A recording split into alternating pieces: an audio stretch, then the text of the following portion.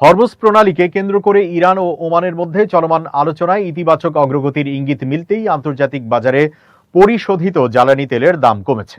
একই সঙ্গে যুক্তরাষ্ট্র ও ইরানের মধ্যে সম্ভাব্য সমঝোতার আশায় মধ্যপ্রাচ্যের ভূ রাজনৈতিক উত্তেজনা প্রশমিত হতে পারে, এমন প্রত্যাশায় বিনিয়োগকারীদের মধ্যে স্বস্তি ফিরে এসেছে।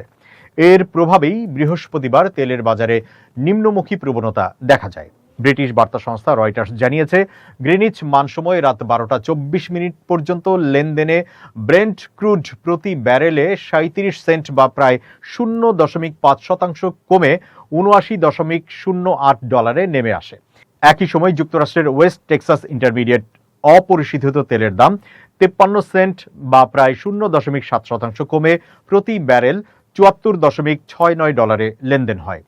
বাজার বিশ্লেষকদের মতে ইরান ও ওমানের মধ্যে হরমুজ প্রণালীর নৌপথ পরিচালনা নিয়ে একটি সমঝোতার খসড়া চূড়ান্ত হওয়ার সম্ভাবনা তৈরি হয়েছে। এই সমঝোতা বাস্তবায়িত হলে উপসাগরে জাহাজ চলাচল স্বাভাবিক হতে পারে এবং দীর্ঘদিনের সরবরাহ সংকটের আশঙ্কাও কমবে। তবে আলোচনার অগ্রগতি নিয়ে আশাবাদ থাকলেও এখনো বেশ কিছু গুরুত্বপূর্ণ বিষয়ে মতপার্থক্য রয়েছে।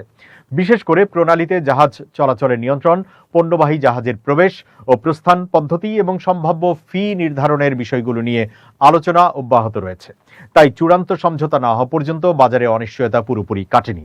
এদিকে যুক্তরাষ্ট্রের জ্বালানি তথ্য প্রশাসনের সর্বশেষ তথ্য অনুযায়ী দেশটির বাণিজ্যিক অপরিশোধিত তেলের মজুত প্রত্যাশার বিপরীতে 25 লাখ ব্যারেল বেড়েছে। সরবরাহ বৃদ্ধির এই তথ্য আন্তর্জাতিক বাজারে তেলের দামের উপর নিম্নমুখী চাপ সৃষ্টি করেছে।